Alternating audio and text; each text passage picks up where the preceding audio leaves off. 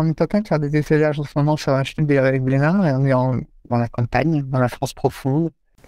Dans les créatrices de costumes dont la carrière me fascine, il y a bien sûr la grande Madeleine Fontaine. Le fabuleux destin d'Amélie Poulain, Un long dimanche de fiançailles, Jackie, Yves Saint-Laurent, plus récemment Astérix et Obélix, l'Empire du Milieu. Madeleine Fontaine, c'est l'un des plus grands noms du costume, en France comme à l'étranger. 10 fois nommée au César, 3 fois primée, elle a également été récompensée par un BAFTA et nommée aux Oscars. Nous nous sommes parlé longtemps avec Madeleine sans jamais trouver le bon moment pour enregistrer cet épisode. Et puis un jour, et un peu par surprise, Madeleine m'a appelé pour me dire « Je suis disponible maintenant si vous voulez ». Je savais que l'opportunité ne se représenterait pas tout de suite, alors j'ai sauté sur l'occasion.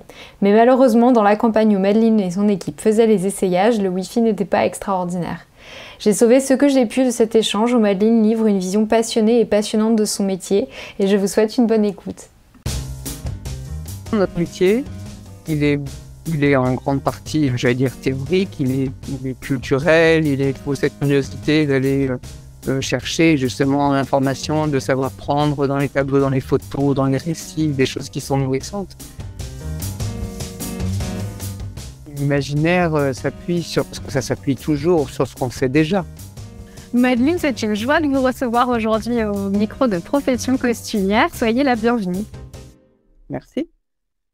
Alors, j'aimerais commencer par vous demander le tout début, c'est-à-dire comment êtes-vous devenue créatrice de costumes? Qu'est-ce qui vous a mené à cette profession? Mais c'est toujours un peu les rencontres qui décident du chemin qu'on suit. Moi, je sais que je peux dire que c'est pas par hasard, c'est par chance. J'ai donné un coup de main à une créatrice de costumes en 1982. C'était l'été meurtrier. Parce qu'il tournait dans ma région et elle ne connaissait ni la couture, ni des frais-pieds, ni rien de ça. Donc, je dis, OK, je vais vous aider une petite semaine. Et puis, je me suis rendu compte que c'était un métier pour lequel j'avais peut-être déjà quelques cordes à ma harpe. Et en voulu apprendre, envie de le faire.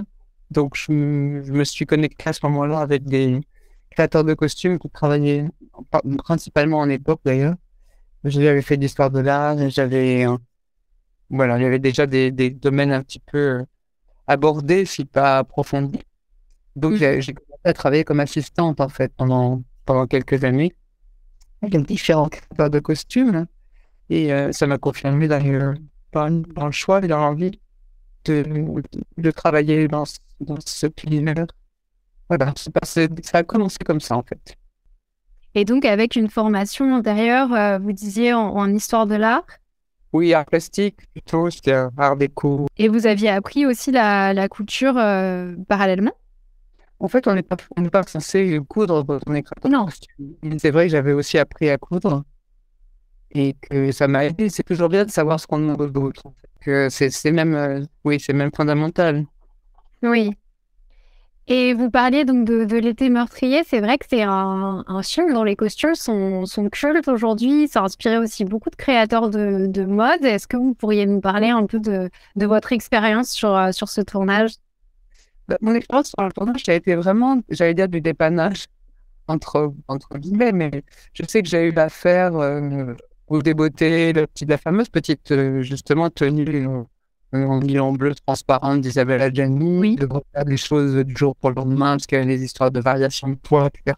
Donc, oui, là, c'était couture, mais sinon, c'était Thérèse Ripoll, qui après a travaillé plutôt en décor et qui a fait beaucoup de films avec Jean Becker. Thérèse n'était pas du tout, j'allais dire ni textile ni couture, c'était plutôt de la fripe en fait, ce qu'elle a utilisé pour ce film. Mhm. Donc voilà, il se trouve que là j'ai eu à faire en couture. J'ai dit l'improvisation totale parce que j'ai pas de formation de couture. J'ai une approche, oui, je me suis fait des vêtements quand j'étais adolescente, parce que j'étais une grande tige et qu'à l'époque, voilà, on ne trouvait pas franchement des choses à la mode pour les grandes tiges. Mais c'est vrai, c'est ça, hein, c'était ça. Quand j'avais 12 ans, je faisais 1m75. Ah oui. Trouver une mini-jupe, pour moi, c'était pas franchement facile. Donc j'ai abordé la couture comme ça, mais jamais avec une formation, jamais avec les compétences qu'ont les gens qui travaillent avec nous en atelier. Oui. Et puis vous étiez autodidacte, si je comprends bien. Exactement. Et après, j'ai vu que vous aviez travaillé aux côtés de Sylvie Grotelet pour Jean de Florette et Manon des Sources. Est-ce que vous pourriez aussi nous parler de ces expériences-là et de ce que ça vous a appris sur les métiers du costume? Alors, Sylvie Godefroy, déjà, c'était pas à ses côtés que j'ai travaillé. Je me suis occupé de la figuration et c'était plutôt avec quelqu'un avec qui j'ai fait beaucoup d'autres choses, D'accord, à qui je dois d'avoir appris le métier, qui était Michel Richer. très bien. Et donc, nous, on s'est surtout occupé, et j'ai assisté Michel là-dessus, sur tout ce qui était la figuration du village, les enfants, la figuration très importante qu'on voit très très peu à l'image, mais qui nous a quand même pris 1 mois de travail à Sommières, où on avait 250 figurants dans 2 époques différentes. Donc, c'était plutôt ça, cette partie du travail. J'ai appris beaucoup, là, parce que c'est très intéressant d'avoir des gens, d'avoir un décor à faire dans 2 époques, qui étaient des époques pas très éloignées, mais disons quand même, à cette époque-là, ça compte. Entre les années 25 et les années 35, il se passe quand même pas mal de choses au niveau de l'apparence, au niveau des modes. Oui. Et donc, c'était surtout ça l'expérience sur Jean de Florette pour moi et Manon. C'était la figuration. Mais c'était une partie tellement importante. C'est ce qui donne la profondeur et la véracité d'une époque. Quand on a quelques personnages, on peut tout à fait être juste par rapport à leur milieu, par rapport à leur caractère, par rapport aux personnages qu'ils doivent incarner. En revanche, la figuration et la variété des nuances qu'offre une figuration, c'est aussi un ancrage dans une réalité sociale. Je veux dire, quand on a fait ces essayages pour Jean de Florette, on avait aussi bien les petits gamins brûleurs d'orange pieds nus que les petits messieurs collés montés qui ressemblaient encore à des gens de la décennie précédente. Enfin, c'est cette variété-là qui donne de la profondeur du corps. Donc, c'est riche. Mais... Et j'imagine que c'est des apprentissages qui vous ont servi après plus tard dans votre carrière. Enfin, je pense par exemple à Un long dimanche de fiançailles où il y a un travail très impressionnant aussi sur la figuration. Oui, bien sûr, mais je pense que de toute façon, notre métier, il est en grande partie, j'allais dire, théorique, il est culturel, il faut cette curiosité d'aller chercher justement l'information, de savoir prendre dans les tableaux, dans les photos, dans les récits, des choses qui sont nourrissantes. Mais en même temps, il y a une grande partie aussi qui s'apprend sur le terrain, qui s'apprend au contact du métier, j'allais dire, au contact des gens qui arrivent dans le monde contemporain et qui doivent ressortir de l'essayage comme crédible dans une autre époque. Ça, c'est passionnant. Et ça s'apprend pas théoriquement, ça s'apprend dans la pratique. Donc oui, ça a été très, très riche pour ça. Et après, le dimanche de fiançailles, là, du coup, moi, j'étais en charge. Donc, la documentation, la lecture, je les ai cherchés, moi. Donc, ça a approfondi encore. Et puis, c'était pas tout à fait la même époque. Et ce qui était intéressant, c'est que dans l'atelier, ça fait ressortir des tas de choses, la guerre de 14 ans. Je veux dire que ne serait-ce que dans l'atelier de couture, je parle même pas de toutes les équipes, mais sont ressorties toutes les photos des ancêtres dans cette époque. Et c'était ça extrêmement intéressant et très, très riche. C'était comment les gens, pendant cette période-là, confectionnaient leurs vêtements, comment ils les transformaient d'une année à l'autre.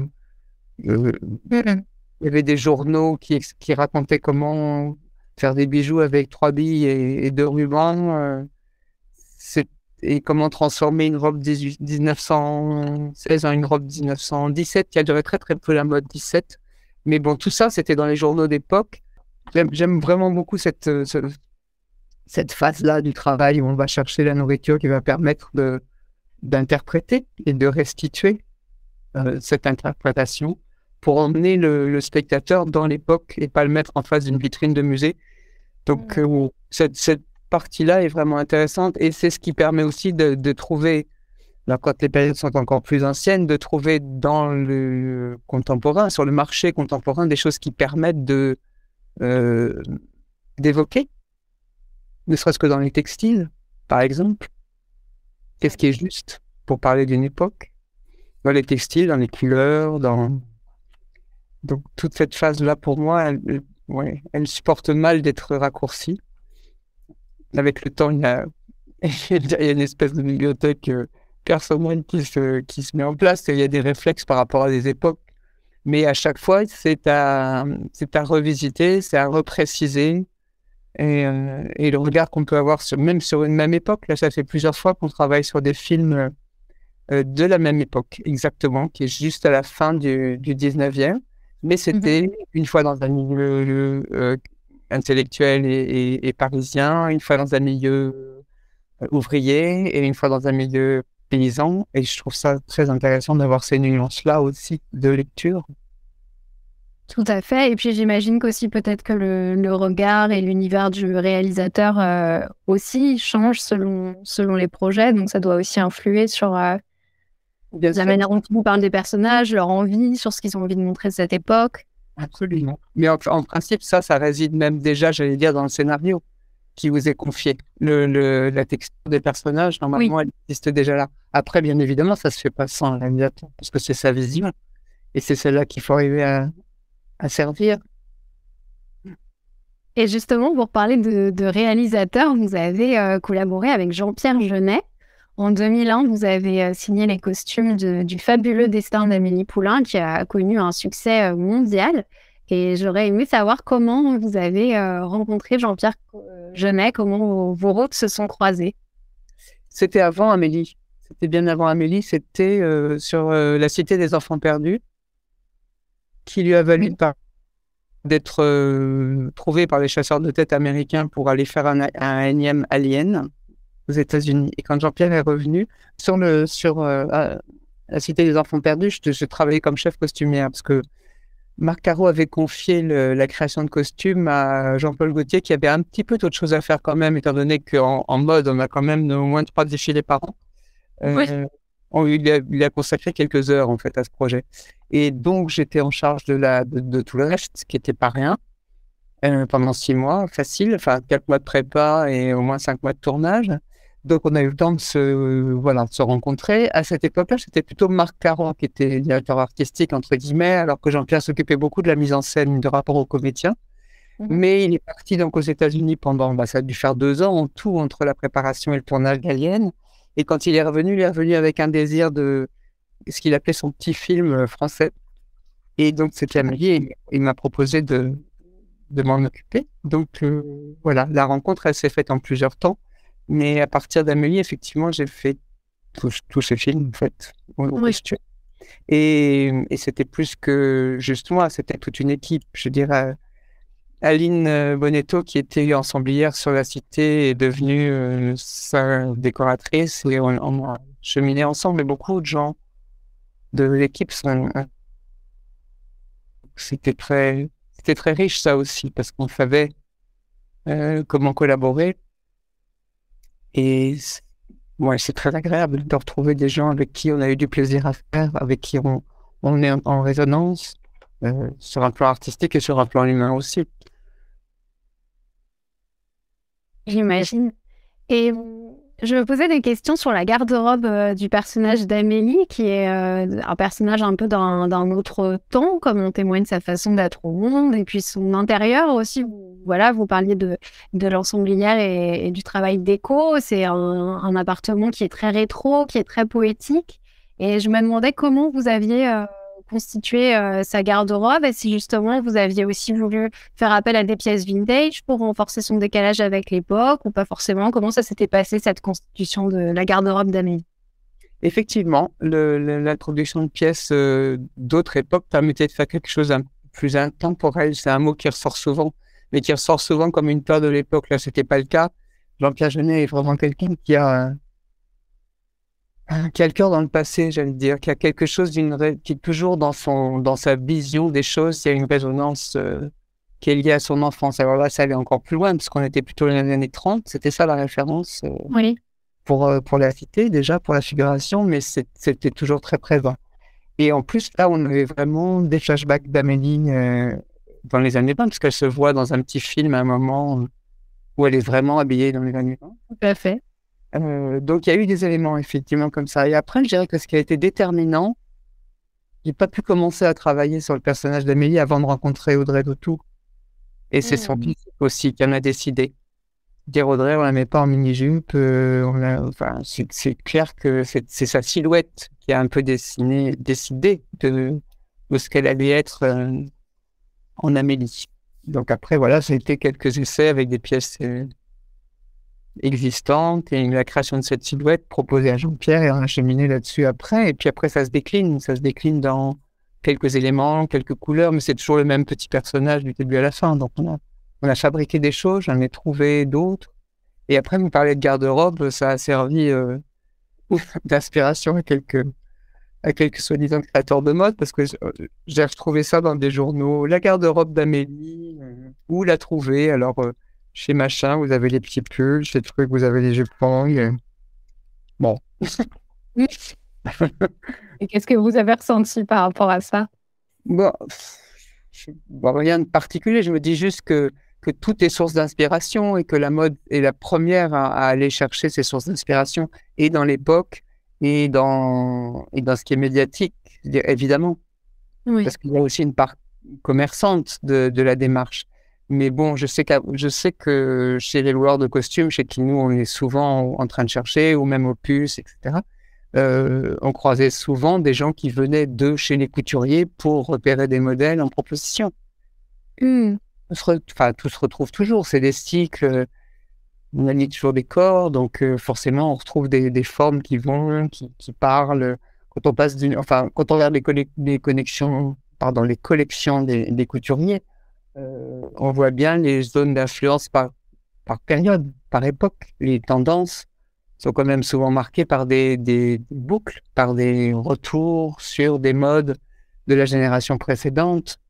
Et c'est un perpétuel recommencement, mais on est quand même toujours sur des corps humains, on est quand même toujours avec des références esthétiques qui se retrouvent, il me semble. Oui, et puis c'est vrai que je crois qu'il y a un dialogue incessant aussi entre le cinéma et la mode. Vous parliez du personnage de Jean-Paul Gaultier. Et c'est vrai que c'est intéressant parce que c'est à la fois un créateur de mode que le cinéma, des images de cinéma et de costumes ont inspiré, et à la fois il a aussi, en allouant le temps, comme vous le disiez, qu'il lui était disponible, il a aussi signé certains costumes de cinéma. Ça montre bien, je pense. Enfin, c'est un exemple parmi d'autres, mais ces dialogues comme ça entre mode et cinéma. Oui, puis en plus, je pense que les créateurs de mode, enfin pas tous, mais on pense à lui, on pense aussi à Lacroix, on pense à Saint-Laurent, ils sont toujours tentés par l'aspect créatif qu'il peut y avoir dans les personnages de cinéma. La différence, c'est le but. C'est-à-dire que pour eux, le but, c'est le costume. Pour nous, c'est le caractère, c'est le personnage. Donc ça passe par la même chose, ça passe par les mêmes matériaux, ça passe peut-être par la même sensibilité esthétique, mais le but n'est pas le même. Et vous avez évoqué tout à l'heure un long dimanche de fiançailles, et je me posais la question sur un projet d'une telle ampleur à tous les niveaux, mais notamment aussi pour les costumes. Est-ce qu'il y a quelques silhouettes, costumes dont vous êtes particulièrement fiers sur ce projet? Et puis, quelles ont été vos plus grandes difficultés sur un projet de cette ampleur? Alors, fière, non. Enfin, fière, heureuse de ce qu'on est capable de faire en équipe, parce que c'est pas un travail individuel, loin de là. Oui. Fière, non. D'un objet en particulier, non plus. La difficulté sur un long dimanche, ça a beaucoup plus été de gérer l'armée, en fait. La fabrication déjà du tissu, de tous les soldats qu'on a fait fabriquer, tous les uniformes de poilus. Et puis après, leur fabrication, leur patine, dans les tranchées, leur entretien, parce que c'était gros quand même. Vous avez créé toutes ces tenues des poilus, vous n'en avez pas loué, c'était uniquement de la création? Mais il n'y en a plus des authentiques. Et puis les corps n'étaient pas du tout de la même taille, je peux vous dire qu'on en a retrouvé un ou deux. Ouais. Il était beaucoup plus petit? Oui, et puis les emmanchures étaient étroites, et puis les tissus étaient lourds. Ceux qu'on a fait faire avaient un grammage inférieur pour que ça ait l'air d'être aussi lourd, que ça tombe pareil quand il y avait de la boue dessus et de l'eau dessus, et quand ils étaient portés, mais qu'ils ne soient pas aussi lourds réellement, parce que c'est dur, quoi. C'était déjà de patauger dans la boue, dans les tranchées pendant des jours, mais le poids en plus, voilà. Donc on a fait fabriquer du tissu qui soit parce que ça se trouve pas forcément non plus, on en trouve à peu près, mais on a beaucoup cherché avant de décider d'en faire. qui soit de la bonne couleur. Et on a commencé par ça avant de faire fabriquer les costumes, qui continuent à tourner. Hein. Donc, je pense c'était de la bonne qualité parce qu'ils continuent à tourner, ces costumes. Je les ai mis, récemment, j'en ai revu quelques-uns dans la version allemande qui était à l'Ouest Rien de Nouveau et qui est très bien fait d'ailleurs par une costumière allemande que je connais. Mais il y avait quelques-uns de nos costumes, je pense, à la base aussi. Donc, ils tiennent le coup. Ils n'ont pas fait qu'une guerre. Ils n'ont pas fait qu'une guerre. Les numéros des régiments changent, mais les costumes sont toujours là. Et du coup, ils prennent une vraie patine dans le temps. Et nous, on a dû le faire, bien évidemment, mais on le fait pas de la même manière que le temps est capable de le faire, lui. Ça doit être émouvant et amusant parfois de retrouver des costumes que vous aviez créés dans d'autres projets. Ça vous arrive souvent? Mais ça nous arrive parce qu'en fait, ce qu'on essaye de faire, c'est de renourrir les stocks dans lesquels on trouve des choses. C'est-à-dire des choses qui ne sont pas trop spécifiques. On les revend aux loueurs chez qui on travaille. Donc, on retrouve des pièces. Des fois, on les réutilise aussi. Et des fois, on les recycle même. Donc, ça, c'est toujours un peu... Tiens, ça, ce truc. Tiens, ça, je le connais, celui-là. Oui, c'est bien. C'est un côté sympathique, je trouve, en même temps. Et savoir que ça resserre aussi à d'autres. C'est bien. Et ils s'usent et il faut les renouveler. Et je sais que la manière dont on travaille, nous, en atelier, avec du travail à la main, etc., peu de gens peuvent se l'offrir en direct. Donc, quand on les revend vraiment beaucoup moins cher, ce qui permet au stock de se renourrir de pièces bien faites. Je ne peux pas dire vraiment comme à l'époque, mais pas loin.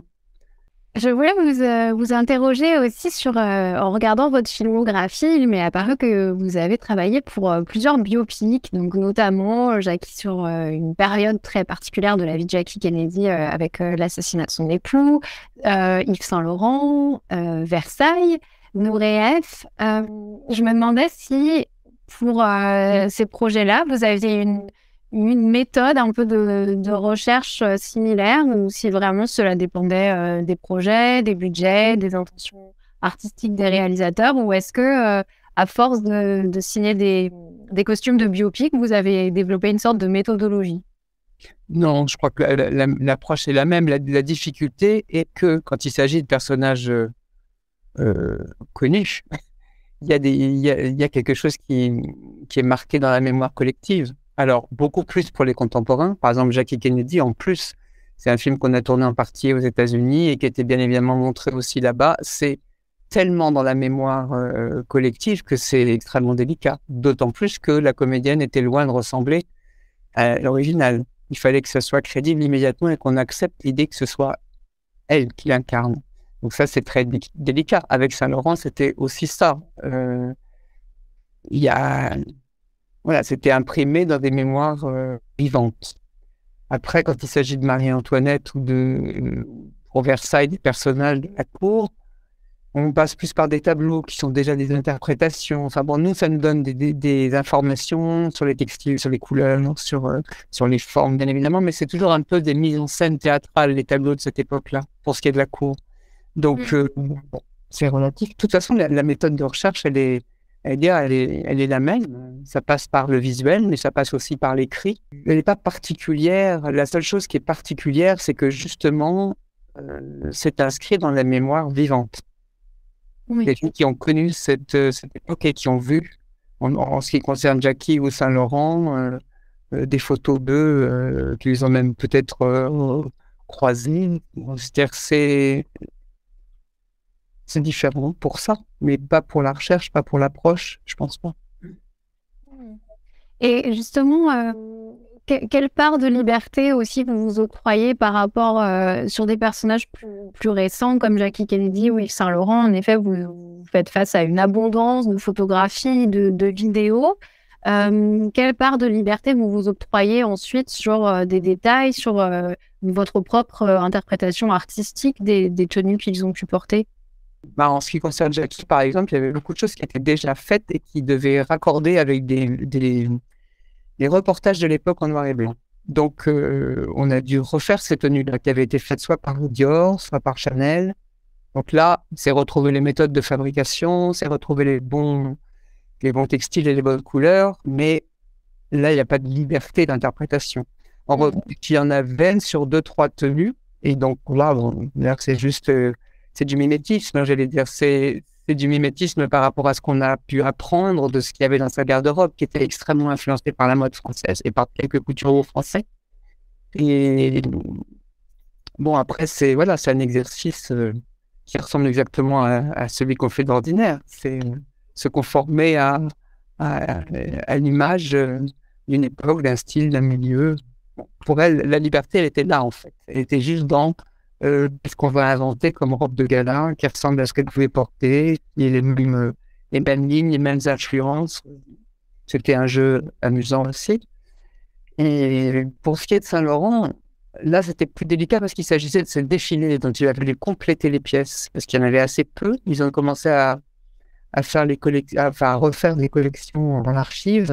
Chez Saint-Laurent, je crois que c'était en 72. Ce qui veut quand même dire que bien avant, il y a eu plein de choses qui se sont dispersées et que les collections, il devait rester, je ne sais pas, un maximum 5-6 pièces, et c'était largement insuffisant pour figurer des défilés.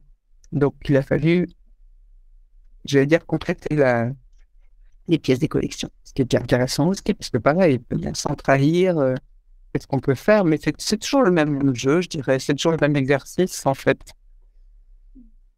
Là, c'est le style et la démarche d'une personne qu'il ne faut pas trahir, mais c'est aussi le feeling de l'époque que ça a pu avoir sur les modes de l'époque, parce que la figuration, là aussi, vient donner de la profondeur. Les gens qu'on a habillés et qui étaient présents au défilé de Saint-Laurent, il fallait bien aussi qu'ils aient un petit côté couture, qu'ils aient des pièces authentiques, que ce soit...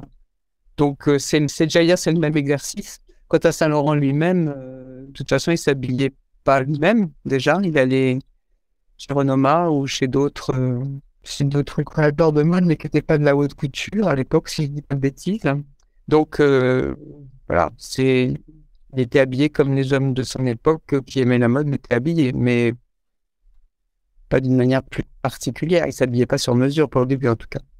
Et sur votre travail de création, justement, je me demandais si vous dessiniez, si c'était quelque chose qui vous arrivait sur certains projets, de faire des croquis de certains personnages, si vous travaillez avec des moodboards ou pas spécialement.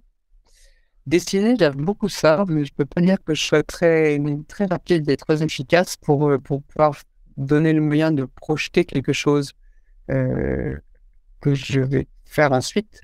Donc, soit je me fais aider par des gens qui dessinent, et donc c'est eux le travail et la facilité. J'adore ça, mais je suis pas ni rapide ni efficace pour pouvoir figurer en avant ce que je vais faire. Et ce que je vais faire, ça correspond aussi très souvent à des rencontres. Déjà, la rencontre du comédien, parce que ça change tout. Je veux dire, c'est pas le comédien qui doit rentrer dans une projection, dans une maquette. Son corps et sa personnalité vont diriger aussi un peu les choix. Et pas que de couleurs, mais aussi de formes. Et c'est souvent aussi des rencontres de matériaux ou d'accessoires qui vont m'aider à faire vibrer l'époque. Je veux dire, ça m'est arrivé de partir pour un costume d'un galon et d'un bouton. Et de la manière dont ils étaient ensemble. Donc, c'est difficile de le figer avant de partir. En même temps, c'est vrai que de pouvoir montrer à un réalisateur la direction dans laquelle on va, parce qu'on a un coup de crayon facile et qu'on peut dire, voilà, ça part là, c'est quand même bien et c'est quand même utile. Donc, il y a des projets sur lesquels j'ai fait appel à des gens qui ont fait le métier, qui font de la bande dessinée ou qui sont illustrateurs, et avec qui on a conçu déjà des directions. Ça a été le cas sur le tarif, bien sûr. Ça a été le cas sur des gros projets pour lesquels c'est important de définir une ligne, en tout cas. Et justement, c'est le projet, un des projets les plus récents sur lequel vous avez travaillé et sur lequel je voulais vous interroger, c'est le dernier opus d'Astérix réalisé par Guillaume Canet. Et je me demandais comment vous avez abordé les costumes de personnages emblématiques qui ont déjà été costumés à plusieurs reprises, filmés par d'autres réalisateurs. Et alors, j'ai rencontré Charline Carrère, qui s'occupe des collections de costumes de la Cinémathèque française, et qui m'a dit que vous étiez venu justement voir les costumes des opus précédents. En fait, je suis venu les voir, bien sûr, pour qu'on se rappelle avec les gens avec qui on avait travaillé en atelier, quelle avait été la méthode de construction, voilà, pour les drapés de César, voilà. Mais ça a surtout servi à Guillaume Canet pour vendre à Pathé l'idée que lui et Gilles Lellouche avaient des silhouettes crédibles dans ces deux personnages. Donc, on a fait des photos, grâce à Charline, à la Cinémathèque, avec les deux en question dans les costumes des personnages antérieurs. Ah, d'accord.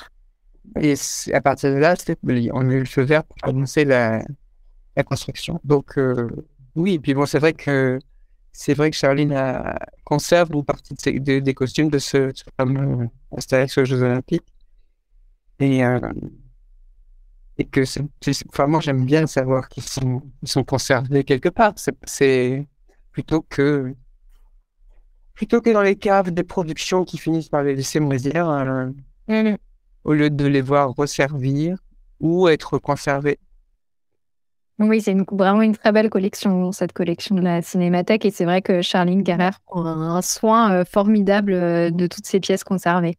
Mais oui, et d'ailleurs, vous parlez de conservation, c'est intéressant aussi parce que quand on a travaillé sur Saint-Laurent, on a eu affaire aux conservateurs de chez Dior et de chez Saint-Laurent et qui avaient des réflexes de conservateurs. C'est-à-dire qu'au lieu, et que je comprends parfaitement, on a fait travailler en archéologie, je sais comment c'est précieux justement de faire extrêmement attention à ce qui nous est confié par le temps, j'allais dire, et pour longtemps. Et il fallait donc trouver des mannequins qui rentrent dans les robes Dior, parce que c'était impossible de faire la moindre retouche, de planter la moindre épingle. Et évidemment, les femmes qui étaient mannequins dans les années 50 n'étaient pas du tout construites comme celles qui sont mannequins maintenant.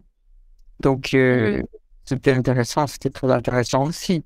Donc, oui, il fallait aussi qu'on construise dans cette optique-là. Et les conservatrices, c'est fou. Moi, j'ai des images des coulisses des défilés de Saint-Laurent où les filles étaient dans les robes. Elles nous ont prêté quelques-unes. Par exemple, pour le défilé russe, il en restait quelques-unes. On a complété comme on pouvait. Mais les pièces authentiques venant de chez Saint-Laurent étaient posées sur les mannequins, mais dans des pièces où il faisait frais et enveloppées de housse en attendant le défilé. Enfin, c'était très bizarre. On a des de statues sur des hauts tabourets bâchés de Bordeaux, qui attendaient dans des pièces fraîches qu'on lance le défilé. Quand on sait dans les défilés comment les mannequins se changent en 30 secondes et laissent les fringues par terre, c'était quand même drôle, paradoxal. Mais bon, intéressant aussi. Toujours à chaque fois, c'est tellement intéressant de percevoir des univers, des milieux sociaux, des contextes qu'on ne connaîtrait pas. Là, on est en train de faire des essayages en ce moment sur la chute des Blénard et on est dans la campagne, dans la France profonde. Et c'est toujours tellement intéressant ce qui résonne de là, comment sont les gens justement ailleurs, comment ils apportent leur savoir, hein, trouver un sabotier, quelqu'un qui sait tenir l'arrière. Ça paraît peut-être étrange à des gens qui vivent dans un contemporain ancré et parisien et urbain, mais pour moi c'est vraiment vibrant et ça donne quelque chose à la véracité du costume et des personnages. Et pour revenir sur Astérix, j'avais une dernière question sur ce film, c'est le personnage de Cléopâtre. Alors moi, j'ai une passion pour Cléopâtre et c'est vrai que c'est un personnage qui est très emblématique aussi dans l'histoire du cinéma et du costume de cinéma. Moi, je suis fascinée par le travail d'Irène Charaf, par exemple, avec Elisabeth Taylor. Et donc, je me demandais comment vous aviez abordé ce personnage-là, le retour de Cléopâtre sur grand écran, avec Marion Cotillard qui l'interprète. Et avec tellement d'interprétations, vous avez raison, c'est un personnage mythique. Là, c'est même pas une icône, parce qu'en fait, la vraie Cléopâtre, je ne sais pas si vous avez déjà vu des sculptures la représentant. Si, c'est assez différent d'Elisabeth Taylor. Sa tête qui était... Enfin, son esprit, sa tête, sa culture, qui était remarquable que son physique.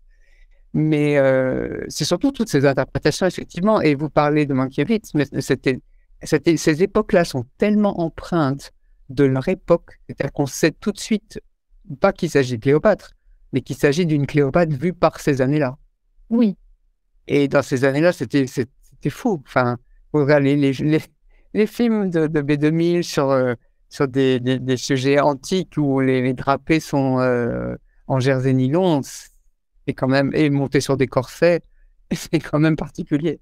On a cherché à trouver quelque chose de plus proche de la sensibilité de l'époque. Et sur la série, c'était justement ça qui était intéressant et sensible. Guillaume avait envie de faire un film d'aventure.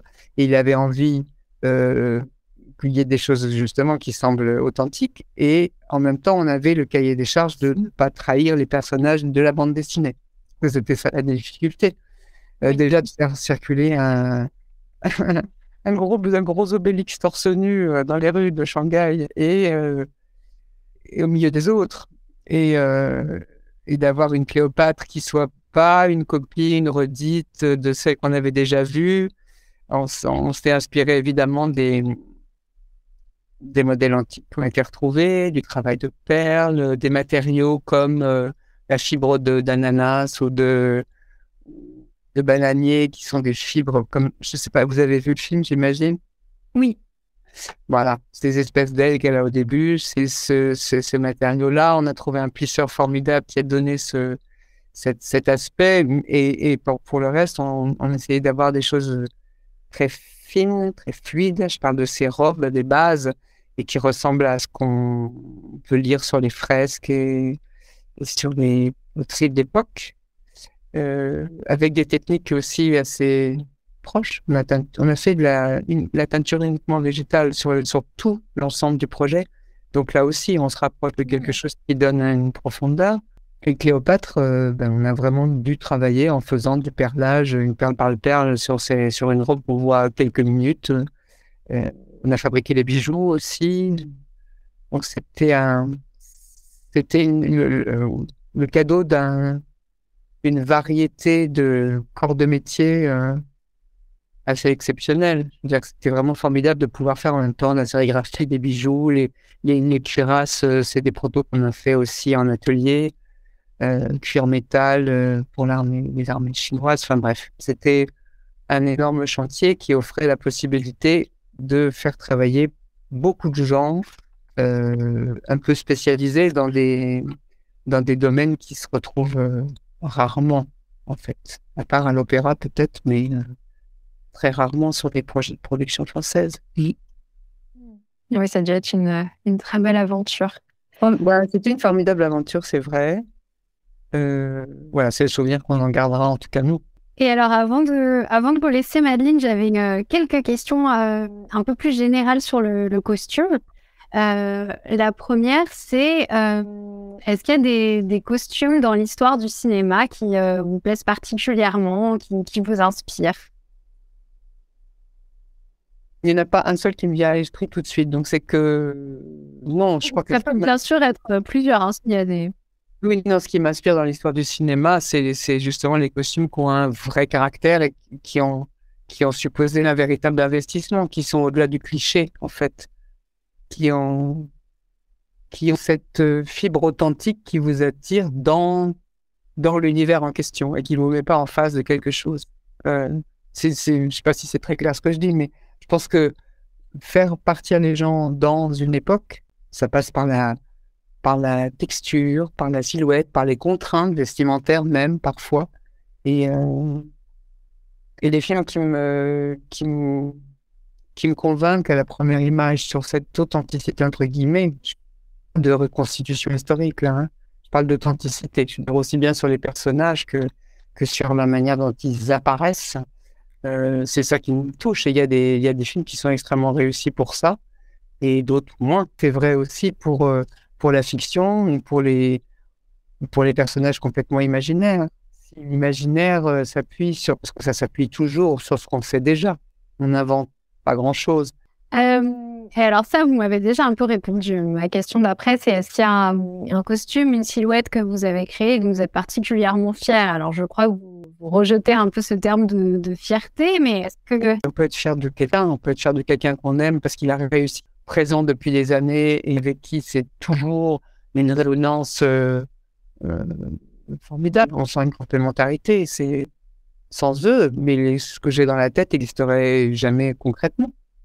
Donc c'est très très important que ce sentiment d'équipe constructif soit considéré.